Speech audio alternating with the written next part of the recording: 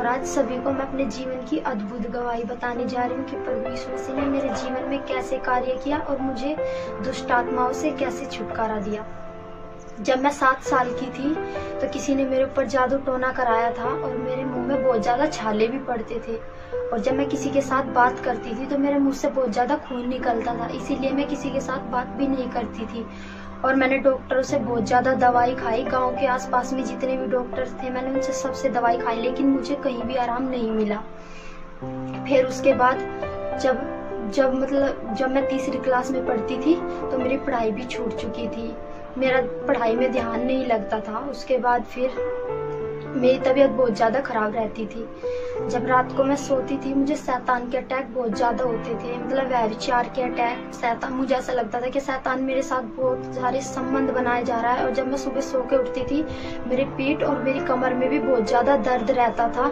और जब मैं उठती थी तो मुझे ऐसा लगता था, मैं अकेला अकेला रहना मुझे बहुत अच्छा लगता था, लेकिन मैं परिवार में से किसी को भी नहीं बताती कि मेरे साथ ऐसा ऐसा होता। मुझे बहुत शर्म लगती थी बताने पर, मैं किसी को नहीं बताती थी। फिर उसके बाद फिर मेरे पापा जी मुझे बाबाओं के पास भी लेके गए, लेकिन मुझे कहीं भी आराम नहीं मिला।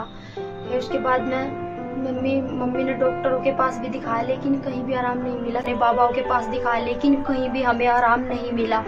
फिर बहुत ज्यादा मेरा परिवार बहुत ज्यादा दुखी था और मैं भी बहुत ज्यादा प्रॉब्लम में थी। मेरा भी माइंड बिल्कुल डिस्टर्ब रहता, मुझे कुछ भी समझ में नहीं आता था कि मैं क्या करूं।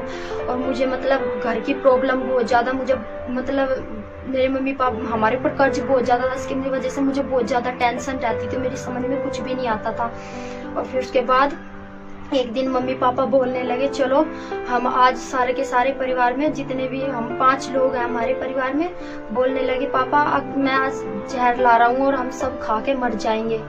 फिर उसी दिन शाम के टाइम मेरी मौसी जी का फोन आया जो खेकड़ा में काम करती थी। उन्होंने हमें बोला कि यहाँ पे प्रभु यीशु मसीह की चर्च लगती है, आप यहाँ पे आ जाओ। तो मैंने कहा मका वहाँ पर भी हम ऐसे ठीक नहीं होंगे, जैसे हमने अब्बा अब्बा के पास पैसे दिए हैं तो मका हमारे वहाँ पर भी इतने ही पैसे लगेंगे। और हम मतलब हमारे ऊपर कर्जा बहुत ज्यादा था, इसलिए हम डरते थे मगा। और जब हम वहाँ से मतलब वहाँ पे थे, हमारा मतलब खाने का सामान भी था जो सब कुछ खत्म हो चुका था। और फिर उसके बाद मतलब हम जो वहाँ से मेरी मौसी जी ने फोन करा, वहाँ में बुलाया। फिर यहाँ आप खेकड़ा में आए। सबसे पहले मेरी मम्मी पापा जी ने चर्च जाना शुरू किया, मैं नहीं जाती थी। फिर वहाँ से जो पास्टर मोनू धामा जी थे चर्च गए थे, तो पास्टर जी ने उन्हें एक मतलब ऑयल की डब्बी दी थी। उन्होंने पापा जी आए और शाम के टाइम बोला होगा कि तुम्हारे बच्चे जो घर पे आए उनके माथे पे लगाना। और पापा जी ने मेरे माथे पे लगाया। जब लगाया मैंने खेलना स्टार्ट किया, मैं खेलती रही, बहुत देर तक खेलती रही।